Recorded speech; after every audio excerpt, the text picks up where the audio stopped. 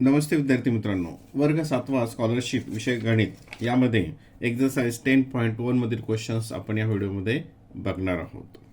Question number 1. 4 numbers p, q, r and s are in proportion. Which of the following is the correct statements? आता याच्यामधलं कोणतं statement correct आहे जर P, Q, R आणि S हे जर प्रॉपोर्शनमध्ये असतील तर. जर समजा ह्या ज्या नंबर्स प्रॉपोर्शनमध्ये असतील तर काय असतं, काय काय माहीत आपल्याला की the ratio of P and Q, the ratio of P and Q is equals to ratio of R and S, हे एक आहे. त्याच्यामध्ये ऑप्शन आहे काय, हे नाही. दुसरं असतं की द प्रोडक्ट ऑफ एक्स्ट्रीम म्हणजे अंत्यपदांचा गुणाकार P S equals to the product of mean मध्यपदांचा गुणाकार क्यू आर, हे याच्यामध्ये ऑप्शन आहे काय, नाही, हे पण याच्यामध्ये ऑप्शन दिलेलं नाही. आणखी असतं P ratio of P and R म्हणजे P upon R equals to Q upon S, equals to Q upon S, हे पण एक असतं. तर याच्यामध्ये हे ऑप्शन आहे काय दिले, P upon R equals to Q upon X, option number 1, option number 1. Question number 2. If 5 square root 75 square root of 48 and x are in proportion, then find the value of x. आता हे जर प्रॉपोर्शनमध्ये आहे तर हा the product of extreme अंत्यपदांचा गुणाकार and the product of mean are equal, हे दोन्ही काय असतात, इक्वल असतात. म्हणजेच काय येईल मग ते 5 into X equals to square root of 75 into square root of 48. आता हे दोन्ही स्क्वेअर रूटमध्ये एकत्र घेतलं बघा, 75 इंटू 48. आता 5x इक्वल्स टू, आता याचं फॅक्टर करत असताना आपल्याला स्क्वेअर रूट काढायचं आहे. म्हणजे परफेक्ट स्क्वेअर जे नंबर्स असतील फॅक्टर्समध्ये ते घ्यायचे, म्हणजे आपल्याला पुढचं सोपं जाईल. मग आता याच्यामध्ये 25 इंटू 3, 25 इंटू 3 आणि याच्यामध्ये 16 इंटू 3, कारण याच्यामध्ये 25 आणि 16 काय आहेत, परफेक्ट स्क्वेअर आहेत. आता taking the square root of याचा स्क्वेअर रूट, आता हे 25चा स्क्वेअर रूट काय येतो 5, 16चा काय येतोय 4 आणि 3 इंटू 3 या दोघांचा मिळून काय येतोय 3, 2 3 मिळून 1 3. म्हणजेच काय आलं मग 5x इक्वल्स टू, आता मल्टिप्लिकेशन करायची गरज नाही, 5 इंटू 4 इंटू 3. आता हे 5 इकडे मल्टिप्लायमध्ये आहेत म्हणजे कोणतं जाईल इकडे, हे division property of an equality. हे 5 आणि 5 कॅन्सल झाले, x इक्वल्स टू 4 3 जा 12, 4 3 जा 12, option number 3, option number 3. Question number 3. What is the ratio of 340 centimetre to 51 metre. आता तुम्हाला माहिती आहे की रेशो काढत असताना त्याचे युनिट जे असतात हे युनिट सारखे असावे लागतात तरच तो आपण रेशो काढू शकतो. आता इथं सेंटीमीटर आहे आणि इथं काय मीटर आहे, मग आपल्याला काय करावं लागेल, मीटरचं सेंटीमीटरमध्ये रूपांतर करावं लागेल. आता 1 metre equals to 100 centimetre, 1 metre म्हणजे किती असतात 100 सेंटीमीटर. मग किती मीटर आहे 51 मीटर, 51 मीटरचं किती होईल मग 5100 सेंटीमीटर, 5100 सेंटीमीटर. आता हे सेंटीमीटर आलं, हे सेंटीमीटर आलं, मग आता 340 इज टू 51 मीटरचं काय येईल 5100. ठीक आहे, हे 0 कॅन्सल झालं, हे 0 कॅन्सल झालं, म्हणजे इकडे 10 ने डिवाइड केलं, इकडे 10 ने डिवाइड केलं, त्याचा अर्थ होतो. आता 34 अँड 51 हे कशाने डिव्हिजिबल आहे 17 ने, 17 1 जा 17, 17 2 जा 34, 17 3 जा 51 आणि हे 0, 2 इज टू 30. आता याला आणखी लोएस्ट फॉर्म आपल्याला करता येतं. हे 2 ने डिव्हिजिबल आहे, हे पण 2 ने डिव्हिजिबल आहे. इथं 1 आलं 2 ने डिवाइड केलं आणि 30ला 2 ने डिवाइड केली, इथं आलं 15, 1 is to 15, 1 is to 15, option number 4. Question number 4. The ratio of present age of two brothers is 4 is to 5. After 10 years, the ratio of their ages would be 6 is to 7. Find the age of elder brother after 15 years. आता याच्यामध्ये 2-3 वेगवेगळे points आहेत. आता पहिल्यांदा present age बघूयात. ठीक आहे, आता सुरुवातीला काय येईल मग लेट प्रेझेंट एज. आता हा 4 वाला जो असेल तो यंगर असेल, लहान असेल, आणि हा 5 हा असेल तो एल्डर असेल. मग प्रेझेंट एज काय घेऊयात 4x अँड 5x. 4x कारण रेशो काय आहे 4:5 म्हणून काय घेतलं आपण 4x and 5x. After 10 years the ratio of their ages. आता आफ्टर 10 year, आफ्टर 10 years याचं किती येईल 4x प्लस 10 आणि याचं येईल 5x प्लस 10. आणि त्यांचा रेशो, ह्या एजचा रेशो किती आहे आफ्टर 10 years 6:7. म्हणजेच काय therefore 4x plus 10 upon 5x plus 10 is equals to 6:7. Sorry. आता इथे क्रॉस मल्टिप्लिकेशन करूयात. 7ने याला पूर्ण मल्टिप्लाय करायचं आणि 6ने याला पूर्ण मल्टिप्लाय करायचं. 7 4 जा 28 प्लस 70 इज इक्वल्स टू 6 5 जा 30 एक्स, इथं एक्स राहिलं, प्लस 10 इंटू 6 60. आता इथे हे 30 इकडे घेतले तर हे निगेटिव्ह होतील. 20x मायनस 30x ते येईल -2x. आणि हे 70 इकडं प्लस इकडं घेतलं तर मायनस होतील. मग 60 मायनस 70 ते येईल -10. काय येईल ते -10. आता इथे -2ने डिवाइड केलं इकडे दोन्ही बाजूला, तर x इक्वल्स टू काय या ठिकाणी 5. तर x ची व्हॅल्यू काय आली 5. x आलं 5.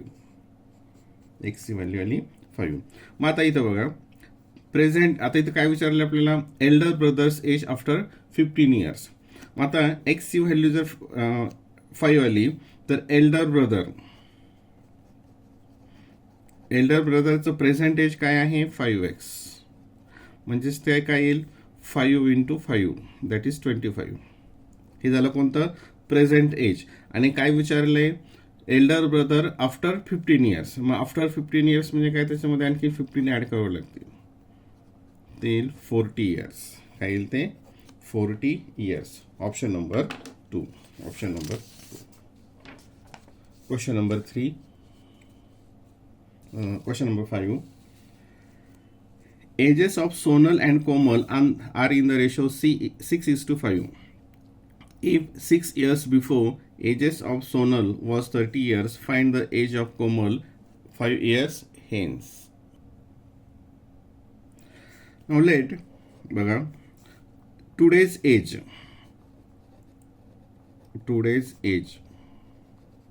Sonal and Komal. Sonal 6x and Komal 5x. ठीक आहे. आता काय दिलंय 6 years बिफोर. मग 6 years बिफोर 6 वर्षापूर्वी सोनल 6x -6 आणि कोमल 5x -6 हे 6 वर्षापूर्वीचे एजेस. पण तिथं काय दिलंय if 6 years before age of Sonal was 30. म्हणजे सोनलचं किती होतं 30. देअरफॉर ती जे कंडिशन दिली त्यावरून 6x -6 इक्वल्स टू 30. इकडे निगेटिव्ह इकडे प्लस होईल 36 होतील. 6x equals to 36 and x equals to हे डिवाइड होईल 6. एक्सची व्हॅल्यू काय आली 6. आता काय विचारलं find the age of Komal 5 year hence 5 वर्षानंतर. मग आता कोमल बघा इथे कोमलचं एज किती आहे 5x. म्हणजेच किती 5 इंटू 6 म्हणजे 30. किती आहे 30. आणि किती केव्हाचं विचारलंय find the age of Komal 5 year hence 5 वर्षानंतर प्लस याच्यामध्ये 5 ॲड केले ते किती होईल 35 years. म्हणजे किती येईल ते option number 1. Option number 1. Question number 6. In which of the following sets are the numbers in proportion. आता नंबर्स हे प्रॉपर्शनमध्ये केव्हा असतात आपण मागे पाहिलं होतं की the product of extreme is equals to product of mean. अंत्यपदांचा गुणाकार आणि हा मध्यपदांचा गुणाकार जर सारखा असेल तर आता 20 इंटू 5 100 आणि हा किती येईल 10 इंटू 50 150. हा वेगवेगळा आला म्हणजे हे प्रॉपर्शनमध्ये नाहीत. तर इथे हे काय येईल 100 इंटू 5 500 आणि हे 20 इंटू 20 400 हे पण नाहीत. आता इथे 20 इंटू 5 100 आणि हे प्रोडक्ट ऑफ मीन 10 इंटू 10 100 म्हणजे कोणतं येईल तिथं option number 3. Option number 3. Question number 7. 5 years ago, the ratio of ages of mother and her daughter was 7:2. After 10 years, the age of daughter will be half the age of her mother. What is the present age of a mother? What is the present age of a mother? आता बघा 5 years agoचा ratio दिलेला आहे. 5 years ago. मग बघूया बघा इथे ratio 5 years ago, mother and daughter. Mother 7x, daughter 2x. Mother 7x, daughter 2x. नंतर मग आता टुडे, आजचं मग काय करावं लागेल, याच्यामध्ये 5 ॲड करावं लागतील, याच्यामध्ये 5 ॲड करावं लागतील, कारण 5 years 5 वर्षापूर्वी एवढं होतं, तर आज काय येईल या चौघांमध्ये 5 ॲड करावं लागतील. म्हणजे 7x + 5 आणि 2x + 5 हे झालं टुडेज एज. आता काय विचारले, आफ्टर 10 years. After 10 years. आता आफ्टर 10 year, आफ्टर 10 years इथे काय होईल मग 7x + 5 + 10, त्यात परत 10 ॲड केले आणि 2x + 5 + 10. आता काय झालं, हे 7x + 15 आणि 2x + 15 ही झाली त्यांची एजेस आफ्टर 10 years. परंतु 10 years नंतर काय कंडिशन दिली त्याने, काय होतंय, daughter will be half the age of mother. Daughter will be half the age of mother. आता इथे बघा, बट आफ्टर 10 years जी कंडिशन आहे, डॉटरचं एज जे आहे ते मदरच्या हाफ असेल, म्हणजे हे मदरचं एज 7x + 15चं हाफ आहे डॉटरचं एज. इथं इक्वेशन फॉर्म झालं. ठीक आहे, हे 2 डिवाइड इकडे गेल्यानंतर मल्टिप्लाय होतील, म्हणजेच काय येईल ते 7x + 15 = इने मल्टिप्लाय केलं 4x + 30. काय येईल ते 4x + 30. आता इथं इक्वेशन हे 4 इकडे घेतले, 4x इकडे मायनस होतील, 7x - 4x येईल 3x. हे 30 हे इकडे गेलं मायनस होतील, 30 - 15 म्हणजे ते येईल 15. x = हे डिवाइड झालं 15/3 = 5. म्हणजे एक्सची व्हॅल्यू किती आली 5. स्क्रीनमध्ये हां इथं इथे इथं आता हां सॉरी, एक्सची व्हॅल्यू हे कॅल्क्युलेशन परत बघा. 7x + 15 हे क्रॉस मल्टिप्लिकेशन केलं, इथे 7x + 15 ह्या 2ने याला मल्टिप्लाय केलं 4x + 30. हे 4x इकडे घेतले तर इकडे मायनस होतील, 7x - 4x हे 3x आणि हे 30 हे 15 प्लस इकडे घेतले मायनस झाले, 30 - 15 हे 15, मग 3x = 15. x हे इथं मल्टिप्लिकेशन आहे, ती डिव्हिजन प्रॉपर्टी इक्वॅलिटी, हे 3ने डिवाइड केलं, एक्सची व्हॅल्यू 5 आली. एक्सची व्हॅल्यू 5 आली. आता आपल्याला काय विचारलं आहे, what is the present age of mother. Present age of mother कोणता आहे, हे प्रेझेंट एज ऑफ मदर कोणता आहे हे. मग एक्सची व्हॅल्यू आपण त्याच्यामध्ये टाकून देऊयात. 7 एक्सची व्हॅल्यू आली 5 + 5, 7 × 5 = 35 + 5 = 40. Option number 1. Option number 1. Question number 8. The ratio of present age of Aryan and Aditi is 4:5. The ratio of present age of Aditi and Atharva is 3:5. If the present age of Aryan is 24 years, find the present age of Atharva. आता इथं 2 ratio वेगवेगळे दिलेत. आता पहिल्यांदा बघूयात present age. Present age of Aryan and Aditi. Aryan and Aditi किती येईल, 4x and 5x. ठीक आहे, 4x and 5x. पण present age of Aryan is 24. Present age of Aryan is 24 म्हणजेच काय, इथं काय येईल मग, देअरफॉर याच्यावरून हे जे वाक्य आहे याच्यावरून आर्यनचं किती आहे 24, म्हणजे 4x = 24. That is x = 4 6 24. एक्सची व्हॅल्यू आली 6. एक्सची व्हॅल्यू किती आली 6. आता आदिती अँड अथर्व बघा, आता इथे आदिती अँड अथर्व. आदिती अँड अथर्व यांचा रेशो किती आहे 3:2 म्हणजेच 3/2. आणि इथे आदिती, आता इथे एक्सची व्हॅल्यू जर 6 आली तर आदितीचं एज किती येईल, आदिती 5 दॅट इज 30, किती येईल ते 30. मग आता इथं काय येईल इक्वल्स टू आदितीचं एज किती आहे 30 आणि अथर्वचं आपल्याला काढायचं आहे. हे दोन्ही इक्वल आहेत रेशो, म्हणजेच याला हे कसं आलं, याला 10 ने मल्टिप्लाय केलं, 3 10 जा 30. मग याला सुद्धा किती मल्टिप्लाय करावं लागेल 10 ने, 2 10 जा 20. म्हणजे अथर्वचं एज किती असेल 20. The present age of Atharva 20. Option number 4. Option number 4. Question number 9. In a sphere made of an alloy, copper and tin are in the ratio 86:14. In a sphere, another, दूसरा एक sphere आहे, copper and zinc in the ratio 58:42. Find the ratio of tin and zinc in the sphere made by melting two spheres. पहिला जो spare आहे, आता इथं पहिला कोणता आहे, कॉपर अँड, बघा कॉपर अँड टीन, म्हणजे याचं 86% आहे आणि टीन आहे याच्यामध्ये 14%, म्हणजे 14 पार्ट्स टीनचे आहेत, 86 पार्ट्स हे कॉपरचे आहेत. दुसऱ्या याच्यामध्ये कॉपर अँड झिंक, कॉपर आहे 58 पार्ट्स अँड झिंक आहे 42 पार्ट्स.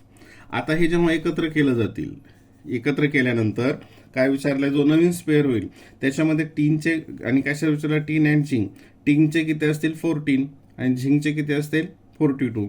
म्हणजेच काय येईल मग, ratio of tin and zinc, tin and zinc, टीनच्या नंतर त्याच्या नवीन याच्यामध्ये दोन्ही मिळून एकत्र करून 14 पार्ट असतील आणि जे किती असतील 42 पार्ट्स असतील.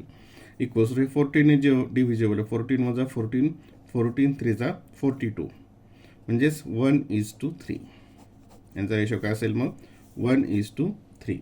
Option number 1. Option number 1. Question number 10. 4 numbers are in proportion. परत तो पहिल्यासारखाच प्रश्न आहे. There extreme terms are 2 and 54. One of the middle term is the thrice the other one. Find the middle terms. आता इथे middle टर्म्सचे काय, एक तिसऱ्या तिप्पट आहे. 4 3 जा 12 आहे, 13 3 जा हे पण आहे, 16 3 जा 18 हे पण आहे. आता the product of extreme, the product of extreme is equals to the product of mean. अंत्यपदांचा गुणाकार बरोबर मध्यपदांचा गुणाकार. हे फॉर्म्युला तुम्हाला माहिती आहे. 2 4 जा 8, 2 5 जा 10. म्हणजे हा एक्स्ट्रीमचा मल्टिप्लिकेशन इतका आला, म्हणजे जे मीन टर्म्स आहेत मधल्या आहेत त्यांचं पण मल्टिप्लिकेशन इतकाच आलं पाहिजे. हा किती होतो, 12 4 जा 48. हा खूप मोठा होतो. 16 18 6 जा 108. म्हणजे काय येईल या ठिकाणी, option number 3. Option number 3. Question number 11. What is the ratio of 15 gram to 3 kilogram. आता परत इथे रेशो काढायचं तर युनिट सारखे असावे लागतात. इथे ग्रॅम आहे, इथं किलोग्रॅम आहे. मग ह्या किलोग्रॅमला आपल्याला ग्रॅममध्ये कन्वर्ट करावं लागेल. आता तुम्हाला माहीत आहे की 1 किलोग्रॅम इक्वल्स टू 1000 ग्रॅम. ठीक आहे. मग आता 3 किलोग्रॅम म्हणजेच किती, मग किती ग्रॅम येईल, 3000 ग्रॅम.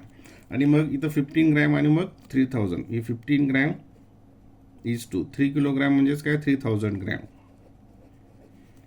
आता इथं डिवाइड करायचं आहे, किंवा हे याला आपण असंही मांडू शकतो. याला हे 15 अपॉन, जर असं डिव्हिजन कळत नसेल तर याला असंही सुद्धा आपण करू शकतो, ते कॅन्सल करून. नंतर इथं लोएस्ट फॉर्म काढायचं आहे. आता 15 आणि 15 डिव्हिजिबल आहे. 15 1 जा 15, 15 2 जा 30 आणि हे 2 0 जसेच्या तसे. म्हणजे काय येईल तो ratio 1:200. 1:200. Option number 2. Question number 12. What is the ratio of 2.7 decalitres to 45 decilitre. आता इथे सुद्धा युनिट हे वेगळे आहेत, डेकालिटर्स आणि हे डेसिलिटर. आता 1 डेकालिटर म्हणजेच किती होतात, 100 डेसिलिटर. 1 डेकालिटर म्हणजेच 100 डेसिलिटर. म्हणजे याला मग आता 2.7 डेका 2.7 डेकालिटरचं डेसिलिटरमध्ये करायचं म्हणजे कितीनं मल्टिप्लाय करावं लागेल? 100ने. म्हणजेच ते किती येईल? तर 100ने मल्टिप्लाय करायचं म्हणजे हा डेसिमल पॉईंट 2 डिजिट पुढं सरकेल. ते एक 1 डिजिट आहे, मग आपल्याला इथं एक्स्ट्रा एक 0 घ्यावं लागेल. 270 डेसिलिटर. ठीक आहे. मग आता 2.7 डेकालिटरच्या ऐवजी काय येईल? 270 इज 2 आणि हे 45. आता हे 9ने डिव्हिजिबल आहे. ठीक आहे. 9 1 जा 9, 9 2 जा 18, 9 3 जा 27 आणि हे पण 9 5 जा 45. परत आता हे 5ने डिव्हिजिबल आहे. 5 6 जा 5 1 जा म्हणजे 6:1. 6:1. Option number 3. ऑप्शन नंबर 3 त्याचं उत्तर असेल.